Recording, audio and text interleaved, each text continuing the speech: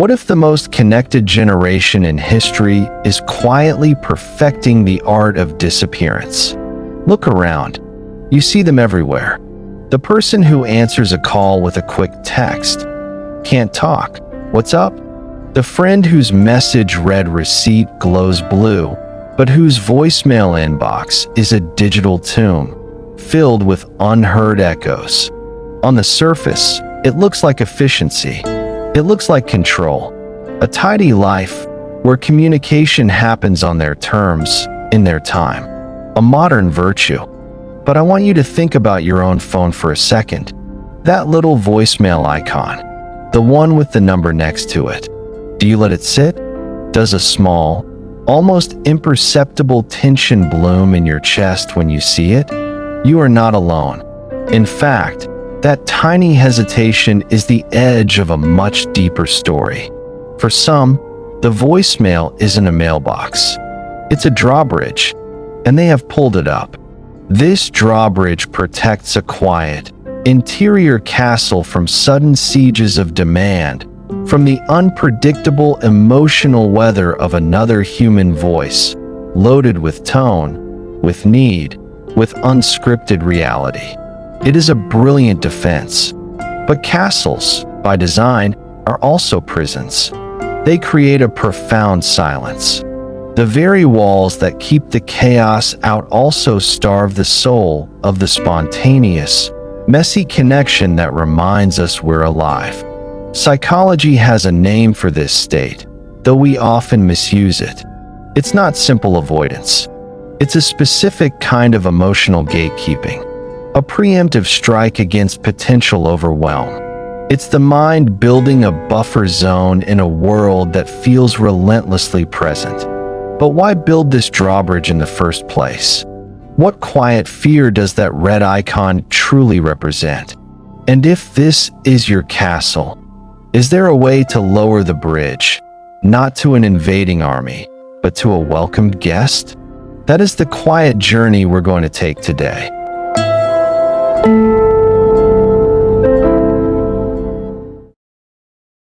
Let's move past the judgment, the lazy label, the idea that this is just rudeness or forgetfulness. That's the surface noise, and we're listening for the signal beneath.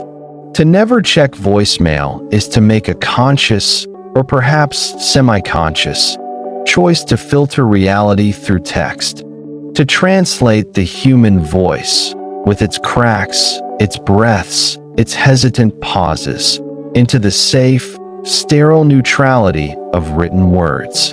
You can manage text. You can delay a response to a text without the ghost of the sender's immediate expectation hanging in the air. A voicemail, though, it is a captured moment of someone else's present. It demands you enter their present to receive it. It is a temporal intrusion. And for the gatekeeper, intrusions are the threat. Think of the last voicemail you dreaded. Was it from your boss? A parent? A friend going through a crisis? The dread wasn't about the content, not really. It was about the ambush. The raw, unfiltered emotion you'd have to metabolize the second you press play. A text message about the same problem can be absorbed in pieces. A voicemail delivers it whole, a sudden weight in your hand. The gatekeeper's strategy is one of emotional dilution. They choose the medium where feelings are forced to cool, to solidify into symbols, where they can be handled with the tweezers of logic, rather than the bare hands of empathy. This is where the facade of control is so convincing, even to the person holding the drawbridge rope. I'm just busy. It's inefficient. I'll get to it. And these are true, in their way, but they are also shields. The deeper truth is an exquisite sensitivity to the demands of others, a subconscious calculus that runs constantly. If I listen to this, what will it ask of me? What piece of my own equilibrium will I have to surrender to hold space for this? It is not a lack of caring. It is often a caring that feels too vast, too porous, too easily overwhelmed. So the gate closes. not out of malice, but out of a fragile sense of self-preservation. But here is the subtle trap, the beautiful paradox of this self-built castle. Ask yourself this. In starving the potential for negative overwhelm, what else are you starving? When you filter out the unexpected plea, do you also filter out the unexpected joy? The friend's voice cracking with laughter at a memory you'd both forgotten? The spontaneous song from a loved one? The sheer, unpolished sound of someone thinking of you in real time? The gatekeeper, in their vigilance against chaos, may also be walling out grace. They have traded the unpredictable symphony of human connection for the safe, silent score of their own thoughts. Is that a trade you're willing to make? Really? We must talk about time. Not clock time, but psychological time. A text message exists in asynchronous time. It is timeless. It says, "Respond when you are ready to enter my past." A voicemail exists in synchronous time, even if it's recorded. It pleads, "Meet me in the moment I just lived." To listen to a voicemail is to perform a small act of time travel. You are vaulting backwards into the speaker's recent past to retrieve a message they left for their future, which is now your present. It's a dizzying, intimate loop. The gatekeeper resists this loop. They choose to live in a linear, controlled timeline, their own. To invite in that loop is to acknowledge that your time is not entirely your own, that it is interwoven with others. For a psyche that feels frayed by demand, that interweaving can feel like a threat to integrity. This is the origin point, the quiet fracture that leads to the raised drawbridge. It often begins not with technology, but with a history of emotional responsibility that came too early or was too heavy. The child who had to manage a parent's mood. The person who became the therapist friend, the steady rock for everyone's storms. They learned that other people's emotional states were emergencies they had to field. The human voice, carrying that emotion directly, became the alarm bell. And so, in adulthood, they install a mute button. The voicemail is the quintessential alarm bell. It rings once, and then it waits, a silent siren in your pocket.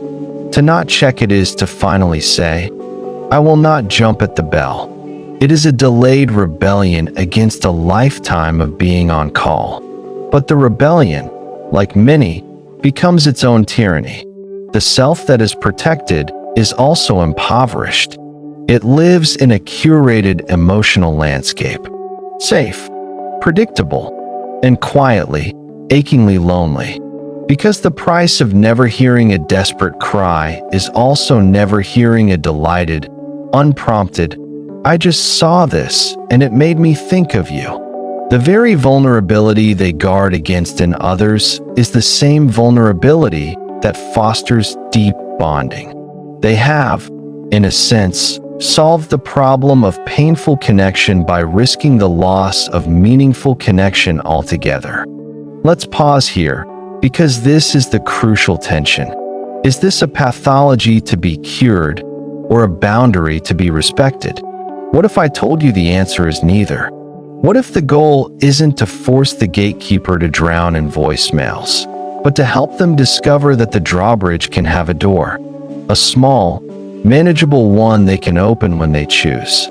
The surprise isn't that we need to listen to all our voicemails. The surprise is that the very act of fearing them gives them a power they were never meant to hold. We're going to dismantle that power, not with a hammer, but with a question. So how does the drawbridge lower? Not with a grand gesture, but with a quiet rewiring. It begins with reframing the voicemail from a demand to a gift. A terribly wrapped, often inconvenient gift, but a gift nonetheless. It is a gift of someone's time, of their effort to reach you with their own voice. It is, at its core, an act of trust. They trusted you with the sound of their inner world. Start not by listening, but by imagining. See the icon. Acknowledge the old tension. Then, ask yourself this simple question. What is the kindest possible reason this person left me this message? Not the most likely, not the most fearful, the kindest. Perhaps your friend just wanted to hear your voice in return. Perhaps your colleague was excited to share an idea. This exercise isn't about naivety. It's about reclaiming narrative control from your own anxiety. Then, create a ritual. Disarm the alarm. Don't listen to a voicemail while walking, while working, while in a state of scarcity. Choose a moment of slight abundance. With a cup of tea, sitting by a window, make the space to receive it. You are not just listening to a message. You are practicing the art of receiving a human sound. It is a mindfulness exercise for connection. And perhaps most importantly, grant yourself the right to not respond immediately. The gatekeeper's fear is that listening equals an instant obligation. Break that chain. Listening can be an act of witness, separate from action. You can hear a feeling without having to fix it. You can receive a thought without having to build on it right away. The drawbridge lowers to let something in, not to let yourself out. The power remains with you. This is the emotional sharpness we must cultivate. It's not about diving into the deep end of others' needs. It's about learning to wade into the shallow end of their presence. A voicemail is a shallow end. It is a few seconds, a minute at most. It is a manageable dose of humanity. By avoiding it completely, we confess to a fear that we cannot handle even the smallest, most diluted dose of unrehearsed life. And that is a far lonelier place to live. The psychology of the unchecked voicemail is, in the end, the psychology of modern longing. It is the longing for control in an uncontrollable world, the longing for peace in a noisy life, and the tragic, ironic longing for connection, pursued through strategies of disconnection. The red icon is not a badge of failure. It's a lighthouse, a small, blinking signal pointing to a part of your inner world that feels under siege.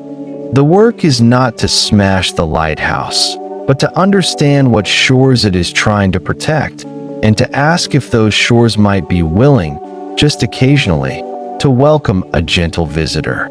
That silent voicemail inbox, then, is more than a digital habit. It's a diary entry. A single sentence in the long story of how you choose to be in the world and how you allow the world to be in you. The goal was never to make you feel guilty for every unheard message.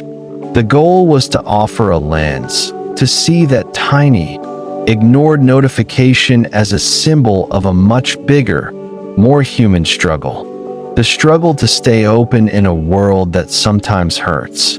The struggle to belong without being consumed. So I'll leave you with this question, and I'm genuinely curious about your perspective in the comments. It's the simplest of questions, but the answer can be profound. What is one emotion, just one, that you find most difficult to hear in another person's voice? Is it anxiety, disappointment, grief, joy? Share that one word. Because in naming the specific weather we avoid, we start to understand our own personal climate. And in seeing others share their words, we might feel a little less alone behind our own walls. If this reflection resonated with you, if it felt like an emotional snack in a new flavor, then there is another quiet psychology waiting for you. In our next video, we'll explore the opposite, yet strangely similar, shadow, the psychology of people who over-explain. The ones who send the paragraphs, who leave the 3-minute voicemails. What silent fear is driving that need to be heard? It's a mirror to this conversation, and I think you'll find the reflection just as revealing. Thank you for listening, not just to me, but for being willing to listen to the possibilities within your own quiet habits. If this made you think, feel, or see something differently, consider subscribing. It's the simplest way to lower the drawbridge for more conversations like this. Until next time, be gentle with yourself. And perhaps, when you're ready, press play.